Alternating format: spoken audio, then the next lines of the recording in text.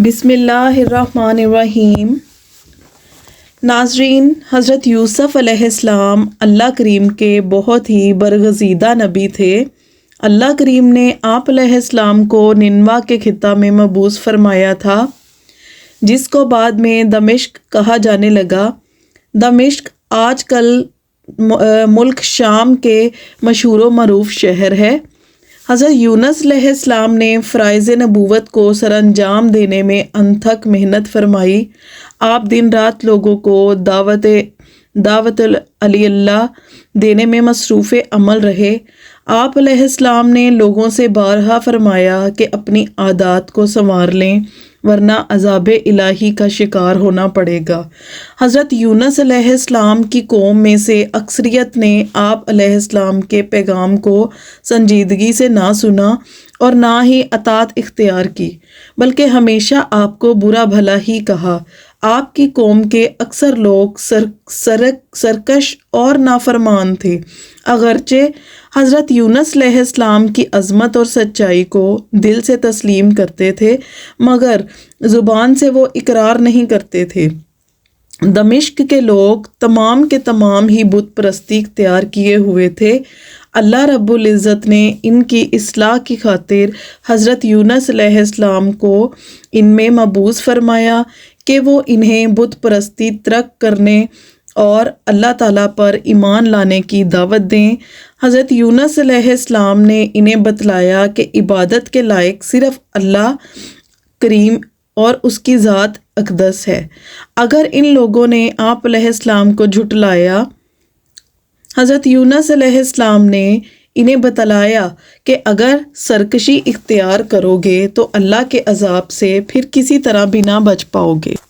حضرت یونس علیہ السلام کو ایک بہت بڑی قوم پر نبی بنا کر اللہ تعالیٰ نے مبعوث فرمایا تھا۔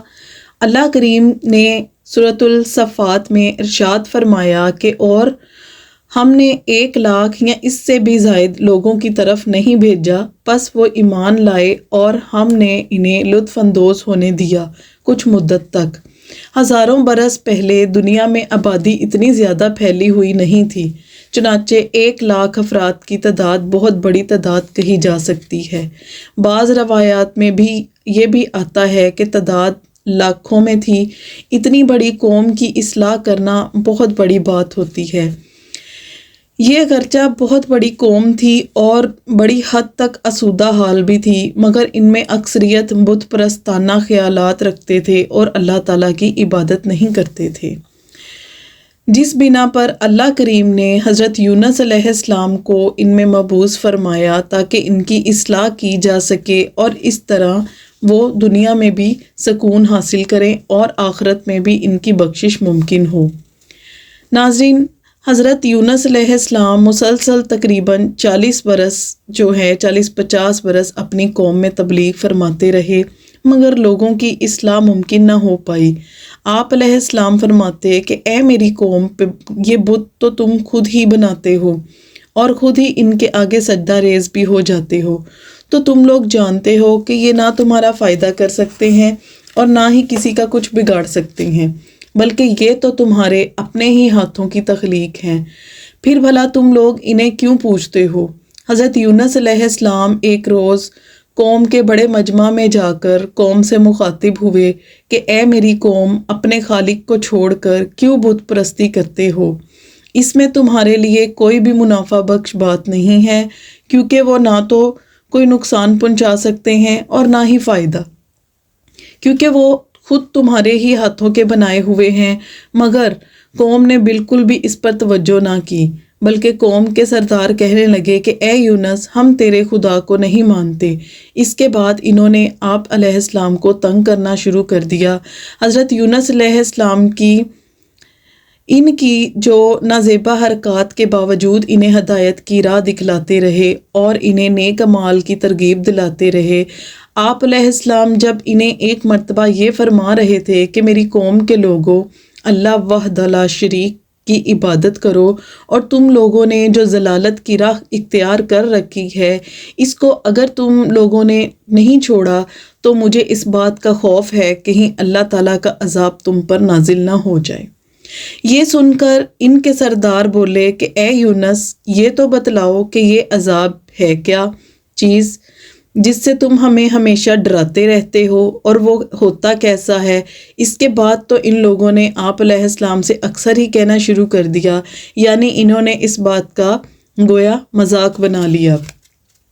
حضرت یونس علیہ السلام اپنی قوم سے حد درجہ مایوس ہو گئے اور انہیں بار بار سمجھانے لگے، اے میری قوم کے لوگوں، اللہ تعالیٰ کے عذاب سے ڈرو اور اس کی عبادت کرو تاکہ وہ تم سے راضی ہو جائے۔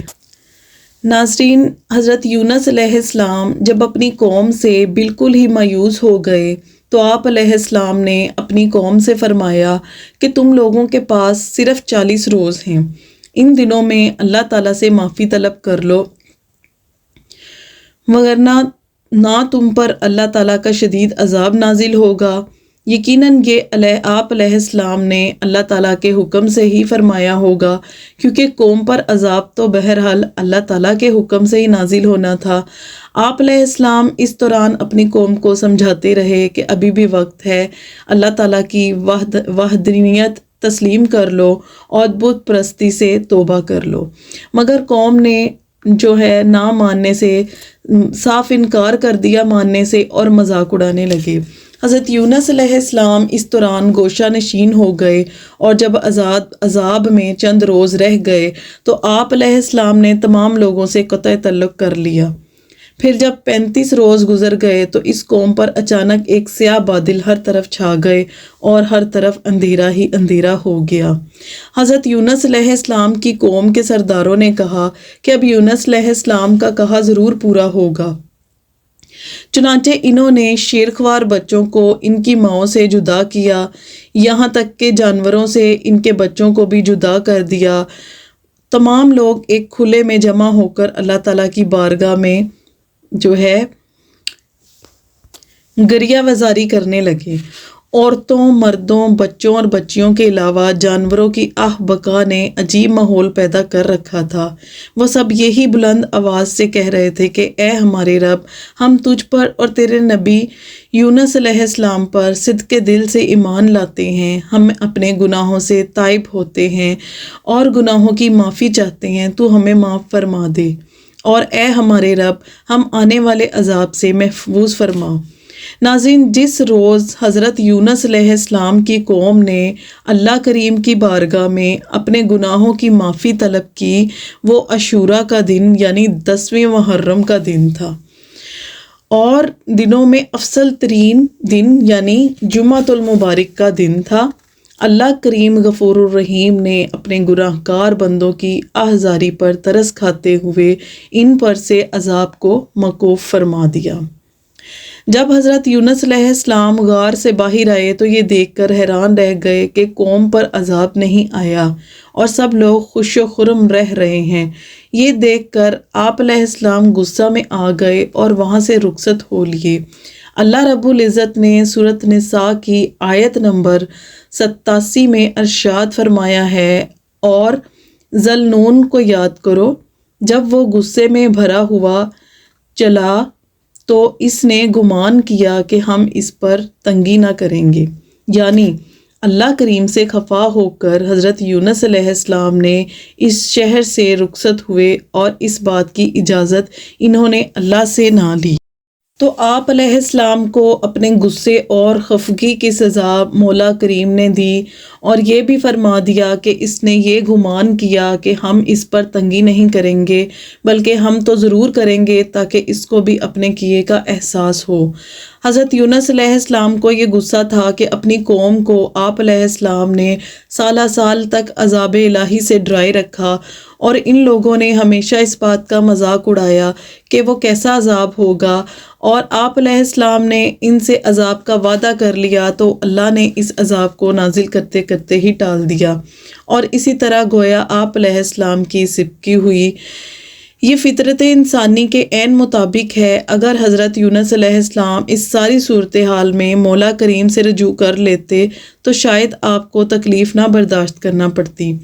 حضرت یونس علیہ السلام کو اللہ تعالیٰ نے حد درجہ نوازا تھا اور اس زمانہ کے حساب سے بہت بڑی قوم پر آپ علیہ السلام کو مبعوث کیا گیا تھا، مگر اللہ کریم نے دیکھا کہ پوری قوم ہی سربسجود ہے اور مغفرت طلب کر رہی ہے، اور حضرت یونس علیہ السلام نے جو وعدہ کیا تھا اس میں 4-5 روز باقی ہیں، تو ان کی آہ و بکا سن کر اللہ کریم نے انہیں معاف فرما دیا۔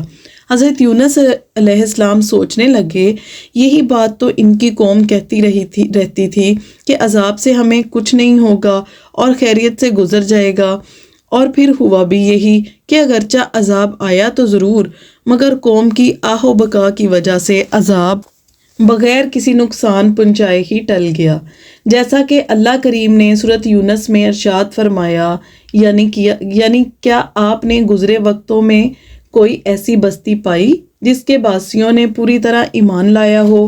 اس کے بعد مولا کریم نے اس بستی کا خود ہی تذکرہ ان الفاظ میں سورۃ یونس میں فرمایا۔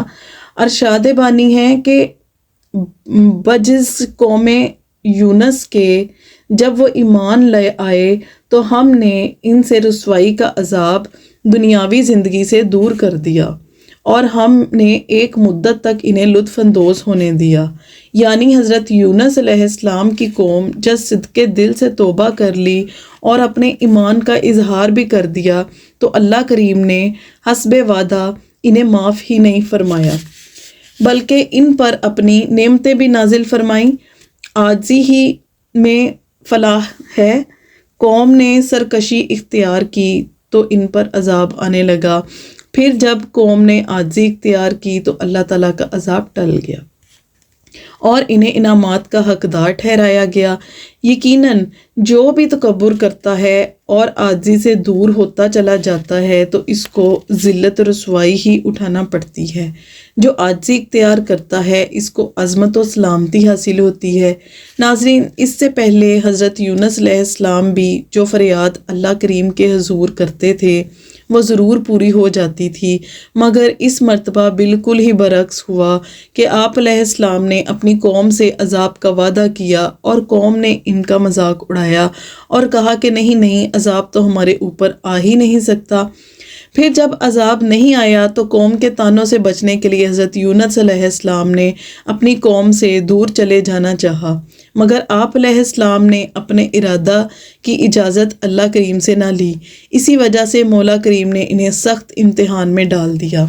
اللہ کریم نے قیامت تک لوگوں کو یہ بتلا دیا کہ وہی قادر مطلق ہے اور اس سے کوئی بھی ہو، کیسی بھی حیثیت اور کیسا ہی مرتبے کا مالک ہو، خفا ہونے کا حق نہیں رکھتا، بلکہ اس کی بارگاہ میں سوائے عاجزی و انکساری کے اور کوئی عمل قابل قبول نہیں ہے۔ اگر حضرت یونس علیہ السلام نبی تھے تو نبی بھی اللہ کریم ہی کے تھے، انہیں یہ مرتبہ بلا شبہ اللہ عز و جل ہی نے عطا فرمایا تھا، پھر خفگی کیسی؟ ناظرین، حضرت یونس علیہ السلام اللہ کریم سے ناراض ہو کر اس شہر سے رخصت ہونے کے لیے دنیا کے جو دریا کے کنارے کی طرف بڑھے، اور وہاں آپ علیہ السلام نے دیکھا کہ ایک جو کشتی ہے چلنے کو بالکل تیار ہے۔ روایت ہے کہ ابلیس لین نے حضرت یونس علیہ السلام کو یہ اطلاع دی جبکہ آپ علیہ السلام گوشہ نشین ہو کر قوم پر آنے والے عذاب الہی کا انتظار کر رہے تھے کہ آپ علیہ السلام کی قوم پر وعدہ پورا ہونے کے باوجود بھی کوئی عذاب نہیں آیا۔ یہ اطلاع سن کر حضرت یونس علیہ السلام بہت خفا ہوئے کہ یہ اللہ تعالیٰ نے کیا کیا، اور میں تو اب قوم کے سامنے جھوٹا قرار دیا جاؤں گا، اور یہ بات تو قوم کے بڑے بڑے سردار پہلے ہی کہہ رہے تھے کہ اے یونس، تم کیوں ہم سے جھوٹ بول رہے ہو؟ کوئی عذاب ہم پر نہیں آنے والا۔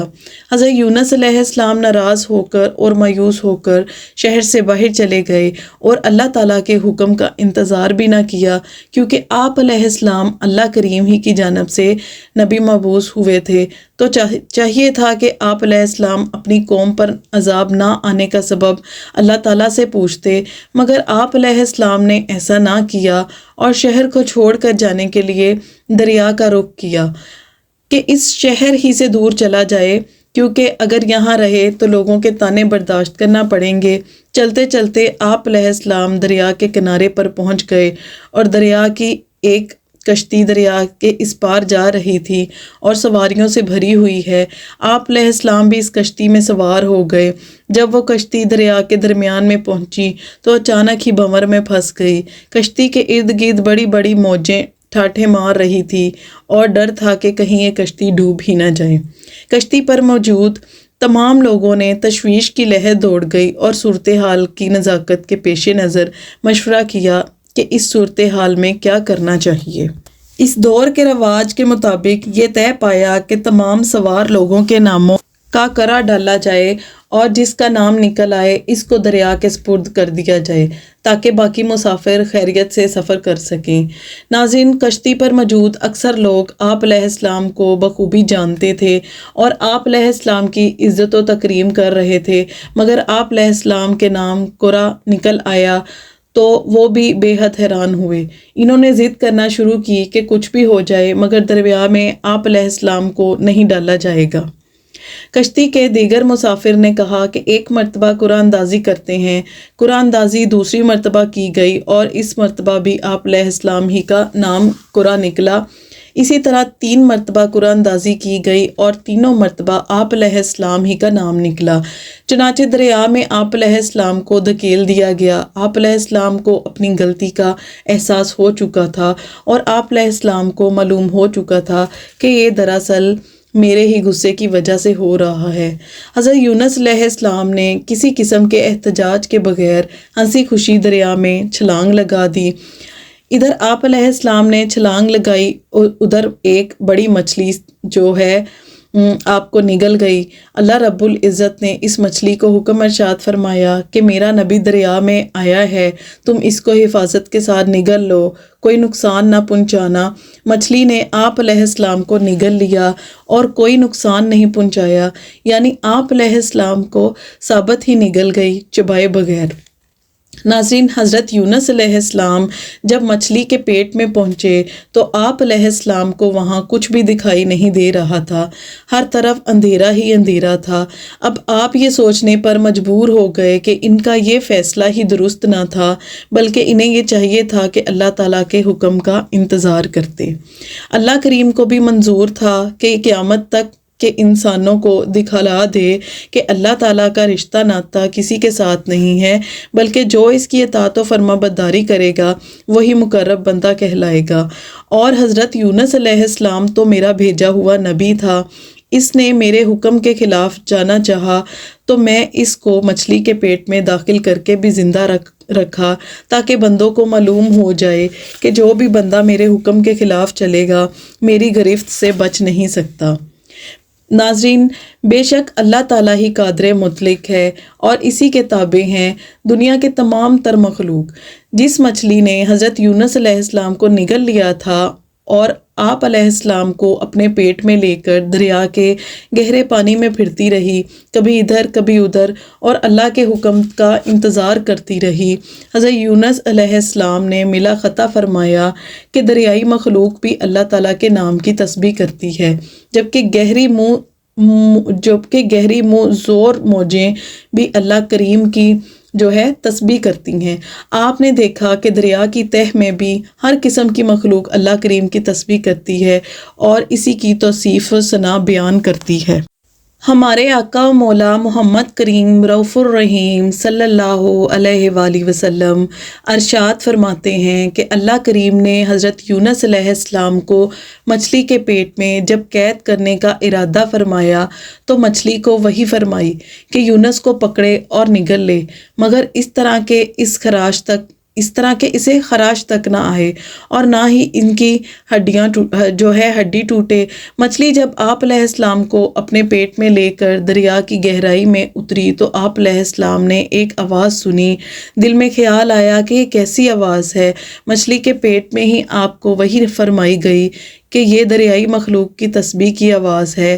سرکار دو عالم صلی اللہ علیہ وسلم کے اس ارشاد کا مطلب یہ ہے کہ دریا کے اندر جس قدر بھی مخلوقات ہیں وہ تمام کی تمام اللہ تعالیٰ کی توصیف و ثنا کرتی رہتی ہیں۔ یہ الگ بات ہے کہ ان کے عبادت کے انداز کو ہم سمجھ نہیں سکتے۔ حضرت یونس علیہ السلام جب مچھلی کے پیٹ میں چلے گئے اور وہاں آپ علیہ السلام نے غور کیا تو خود کو زندہ پایا، بس آپ سمجھ گئے کہ یہ مجھے سزا کے طور پر اس اندھیری جگہ پر رکھا گیا ہے، ورنہ اب تک تو مچھلی مجھے کھا چکی ہوتی۔ بعض بزرگوں نے فرمایا ہے کہ آپ مچھلی کے پیٹ میں 40 روز تک رہے اور اس عرصہ میں مچھلی نے اپنا منہ کھلا رکھا تاکہ حضرت یونس علیہ السلام کو سانس لینے میں تنگی نہ ہونے پائے، جبکہ بعض بزرگوں نے فرمایا ہے کہ آپ مچھلی کے پیٹ کے اندر 4 روز تک رہے اور مچھلی آپ علیہ السلام کو اپنے پیٹ میں لے کر گھومتی رہی اور اللہ عز و جل کی توصیف و ثنا بیان کرتی رہی۔ اب جبکہ آپ علیہ السلام کو یہ اندازہ ہو گیا کہ آپ علیہ السلام اللہ تعالیٰ کے حکم سے اس مچھلی کے پیٹ میں ہیں، تو آپ علیہ السلام نے اللہ کریم کی عبادات اسی حالت میں کرنا شروع کر دی۔ اگرچہ پانی میں مسلسل رہنے کی وجہ سے آپ کا تمام بدن گل ہو چکا تھا، آپ علیہ السلام پر شدید ترین کمزوری لاحق ہو چکی تھی۔ ناظرین، حضرت یونس علیہ السلام مچھلی کے پیٹ میں ہیں، اپنے ہاتھ پیر ہلا بھی نہیں سکتے، ہر طرح پانی ہی پانی، اندھیرا ہی اندھیرا، مگر اس حالت میں بھی آپ علیہ السلام اللہ تعالیٰ کی عبادت کرتے رہے ہیں، جبکہ ہم لوگ ہر سہولت حاصل ہونے کے باوجود بھی، صحت و تندرستی کے باوجود بھی، قوت میسر ہونے کے باوجود بھی نماز سے دوری رہتے ہیں۔ ہمیں تو اس پاک پروردگار کا ہر وقت شکر ادا کرنا چاہیے کہ جو ہمیں ہر قسم کی سہولت عطا فرما رہا ہے اور اس نے ہمیں صحت و تندرستی جیسی نعمت عطا فرما رکھی ہے۔ اس کی شان بیان کرنا چاہیے جو ہمیں بغیر مانگے ہی عطا فرما رہا ہے۔ ناظرین، ہمارے نبی صلی اللہ علیہ وسلم نے ارشاد فرمایا کہ حضرت یونس علیہ السلام نے مچھلی کے پیٹ میں اللہ کریم کی پاکی بیان کی، ملائکہ مقربین نے آپ علیہ السلام کی تسبیح سنی تو اللہ کریم کی بارگاہ عالیہ میں عرض کرنے لگے، اے ہمارے پروردگار، ایک نہایت ہی نحیف و نثار سی آواز کسی اجنبی سرزمین سے ہم سنتے ہیں کہ کوئی تجھے پکارتا ہے۔ اللہ کریم جو کہ بلا شبہ سمیع العلیم ہے نے ارشاد فرمایا، اے میرے مقرب ملائکہ، یہ میرا بندہ اور نبی یونس ہے، اس نے میرے حکم کا انتظار نہ کیا اور مجھ سے ہی ناراض ہوا تو میں نے اسے مچھلی کے پیٹ میں قید کر دیا۔ اب وہ گہرے دریا میں مچھلی کے پیٹ میں آہذاری کرتا ہے۔ ملائکہ مقربین نے بارگاہ رب العزت میں عرض کی کہ اے پاک پروردگار، بلا شبہ تو ہی سب کا مالک و خالق ہے اور تو ہی ہر شے پہ قادر ہے، کسی کی کیا مجال کہ وہ تجھ سے ناراض ہو کر زندہ رہ سکے؟ کیا وہ پاک باز بندہ ہے جس کی طرف سے روانہ تیرے حضور صبح و شام صالح عمل پیش ہوتے رہے؟ اللہ کریم نے ارشاد فرمایا، ہاں میرے مقرب ملائکہ، یہ وہی میرا بندہ ہے۔ یہ سن کر ملائکہ مقربین نے اللہ تعالیٰ کی اجازت سے حضرت یونس علیہ السلام کی سفارش کی اور اللہ کریم نے ان ملائکہ کی سفارش مان کر حضرت یونس علیہ السلام کو نجات عطا فرمائی۔ ہمارے آقا مولا محمد کریم رؤوف الرحیم صلی اللہ علیہ وسلم فرماتے ہیں کہ حضرت یونس علیہ السلام پر مچھلی کے پیٹ میں جب یہ حقیقت کھلی کہ وہ ان کلمات سے دعا کریں تو انہوں نے عرض کیا، اے میرے اللہ، تیرے سوا کوئی بھی معبود نہیں، تو ہر نقص سے پاک ہے، بے شک میں ہی حد سے تجاوز کرنے والوں میں سے ہوں۔ ناظرین، ہم اس عام طور پر آیت کریمہ کہتے ہیں اور بزرگوں نے فرمایا کہ بندہ جب کسی دنیاوی مشکل میں مبتلا گرفتار ہو جائے تو اس کو چاہیے کہ وہ کثرت سے آیت کریمہ کو پڑھے. آپ کے پڑھنے سے بڑی مشکل جو ہے دور ہو جاتی ہے. ناظرین، حضرت یونس علیہ السلام نے مچھلی کے پیٹ میں اللہ کریم کے حضور غریہ وزاری کو اپنا معمول بنا لیا تھا. آپ علیہ السلام ہر وقت ہی اللہ کریم کی پاکی بیان کرتے رہے. اس کے علاوہ اللہ کریم کے مقرب ملائکہ نے بھی آپ علیہ السلام کی نحیف آواز میں مناجات کو اللہ کریم کی بارگاہ عالیہ میں پہنچایا اور یہ سفارش کی کہ اے اللہ، اے ہمارے رب، اپنے بندے یونس کو معاف فرما دے. اس کے علاوہ وہ قوم جو اپنے بد اعمال سے تائب ہو چکی تھی اور تائب ہونے کے وجہ سے ان پر سے عذاب الہی کو ٹال دیا گیا تھا، وہ بھی اب یہ التجائیں اللہ کریم کی بارگاہ میں کر رہی تھی کہ اے ہمارے رب، کہاں ہے ہمارا نجات دہندہ؟ اب وہ ہمیں دکھائی کیوں نہیں دیتا؟ یا الہی، ہمیں اس کا دیدار کرا دے، اس کے ساتھ ملوا دے تاکہ ہم اپنی گستاخیوں کی اس سے معافی طلب کریں اور جیسے بھی ہو اس کو راضی کر لیں. ان لوگوں کی یہ دعا قبول ہوئی کہ اے ہمارے رب، ہمارے نجات دہندہ سے ہمیں ملوا دے تاکہ ہم اپنی غلطیوں کا کفارہ کر سکیں. اب اللہ کریم و علیم و خبیر نے اس مچھلی کو حکم دیا کہ اے مچھلی، میرے بندے یونس کو بڑی احتیاط کے ساتھ کسی محفوظ و مامون جگہ پر اس طرح اگل دے کہ اس کے جسم مبارکہ کو کسی بھی قسم کا نقصان نہ پہنچے. وجہ یہ تھی کہ حضرت یونس علیہ السلام کا پورا ہی بدن پانی میں جو مسلسل رہنے کی وجہ سے حد درجہ گل چکا تھا اور آپ کے جسم اطہر پر کوئی بال وغیرہ نہ رہا، یعنی تمام بال جھڑ چکے تھے، پیٹ میں پانی جا چکا تھا اور آپ بالکل نوزائیدہ بچے مانند ہو چکے تھے. اللہ کریم کے حکم ملتے ہی مچھلی نے اس علاقے کی طرف اپنا رخ کیا جہاں حضرت یونس علیہ السلام کی قوم آباد تھی. مچھلی نے ایک سرسبز شاداب میدانی علاقہ دیکھ کر اس میں آپ علیہ السلام کو اگل دیا، مگر آپ علیہ السلام ہاتھ پاؤں استعمال کے قابل نہ تھے، یعنی آپ علیہ السلام کے تمام اعضاء حد درجہ نازک ہو چکے تھے، نہ کچھ کھا سکتے تھے نہ کچھ پی سکتے تھے. حد تو یہ ہے کہ اگر آپ علیہ السلام جس میں اطہر پر کوئی مکھی مچھر وغیرہ بھی آ کر بیٹھ جاتا تو آپ اس کو اڑا نہیں سکتے تھے. حضرت یونس علیہ السلام کی اس حالت سے بھلا اللہ کریم کیسے لا علم ہو سکتا تھا، کیونکہ اللہ تعالیٰ کو تو اپنے ہر بندے کی پوری خبر ہے. بلا شبہ اللہ تعالیٰ تو ہر انسان کے دل میں آنے والے ہر خیال سے پوری طرح واقف ہے. حضرت یونس علیہ السلام کو اس حال میں سایہ کی شدید ضرورت تھی، چنانچہ اللہ کریم کے حکم سے آپ علیہ السلام کے اوپر کدو کی ایک بیل پیدا فرما دی گئی تاکہ حضرت یونس علیہ السلام پر دھوپ نہ پڑے اور آپ سایہ میں پڑے رہیں. کدو کی بیل ایسی بیل ہے جس پر مکھی نہیں بیٹھتی.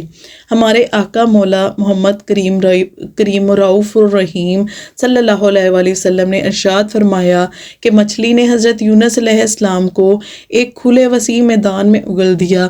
اللہ کریم کے حکم سے ان پر یکتینہ بوٹی اگ آئی. حضرت ابو ہریرہ رضی اللہ تعالیٰ عنہ سے روایت ہے، عرض کیا کہ یا رسول اللہ صلی اللہ علیہ وسلم، یہ یکتینہ بوٹی کیا ہوتی ہے؟ حضور اقدس صلی اللہ علیہ وآلہ وسلم نے ارشاد فرمایا، یہ کدو کی بیل ہوتی ہے. حضرت ابو ہریرہ فرماتے ہیں کہ اللہ کریم نے حضرت یونس علیہ السلام کے لیے ایک بکری پیدا فرمائی جو کہ قدرتی گھاس وغیرہ چرتی رہتی تھی اور آپ علیہ السلام کے ساتھ منوس ہو گئی. بکری روزانہ صبح و شام آپ علیہ السلام کو اپنا دودھ پلاتی رہی، جس کی وجہ سے آپ علیہ السلام کے بدن میں قوت آتی رہی. اللہ رب العزت کے حکم سے مچھلی نے حضرت یونس علیہ السلام کو ایک ایسے میدان میں اگلا جہاں آبادی کا نام و نشان بھی نہ تھا. وجہ اس کی یہ تھی کہ اگر وہاں پر آبادی ہوتی تو حضرت یونس علیہ السلام کا تندرست ہونا خاصا دشوار ہو جاتا، اور دوسری وجہ یہ کہ پوری قوم ہی آپ علیہ السلام کی زیارت کے لیے امڑ آتی اور قوم کا ہر فرد یہ چاہتا کہ کسی طرح اس کو حضرت یونس علیہ السلام معاف فرما دیں. یہی نہیں بلکہ آپ علیہ السلام اس کو اللہ تعالیٰ سے بھی معافی دلوا دیں. ناظرین، ان تمام حالات اور قوم کے تمام افراد کے خیالات و احساسات اللہ کریم کے علم میں تھے۔ قوم کے افراد کو بلا شبہ یہی کچھ کرنا بھی تھا، مگر دوسری طرف حضرت یونس علیہ السلام کی جسمانی کیفیت اس کے بالکل برعکس تھی۔ آپ علیہ السلام سے تو بولا بھی نہیں جا رہا تھا، اس لیے مولا کریم نے مچھلی کو وحی فرمائی کہ ایسے میدان میں میرے نبی کو ڈال دے جہاں کے کسی بھی انسان یا جانور کا ذکر نہ ہو۔ آپ کو مزید 40 روز تندرست ہونے میں لگ گئے۔ ان 40 دنوں میں اس میدان میں آپ علیہ السلام کی قوم کا کوئی بھی فرد نہیں آیا، کیونکہ اللہ کریم نہیں چاہتا تھا کہ کوئی بھی فرد میرے حبیب کو اس ناگفتہ بحالت میں دیکھے اور مذاق اڑائے۔ ناظرین، جب حضرت یونس علیہ السلام بالکل تندرست ہو گئے تو اللہ کریم نے آپ علیہ السلام کو ارشاد فرمایا کہ آپ علیہ السلام واپس اپنی قوم میں جائیں، کیونکہ انہوں نے آپ علیہ السلام کی اطاعت کر لی ہے۔ تندرستی حاصل کرنے کے کچھ عرصے کے بعد حضرت یونس علیہ السلام نے اپنی قوم کی طرف رخ کیا اور قوم کو کسی طرح یہ پیغام پہنچایا کہ میں دوبارہ شہر آ رہا ہوں، تو قوم بڑی خوشی کا اظہار کیا۔ پھر آپ علیہ السلام شہر میں داخل ہونے لگے تو ساری قوم نے بڑے ہی پرتپاک سے آپ علیہ السلام کا استقبال کیا اور بڑی تکریم کے ساتھ شہر میں لے گئے۔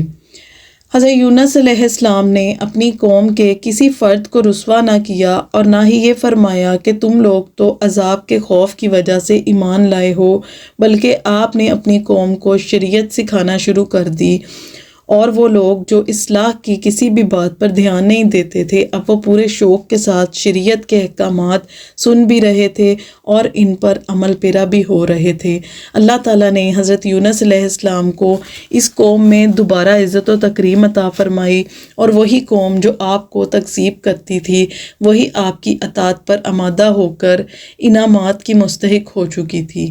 حضرت یونس علیہ السلام نے اپنی قوم کو راہ ہدایت پر گامزن کر دیا اور خود پرسکون زندگی گزارنے لگے۔ شکریہ۔ اللہ حافظ۔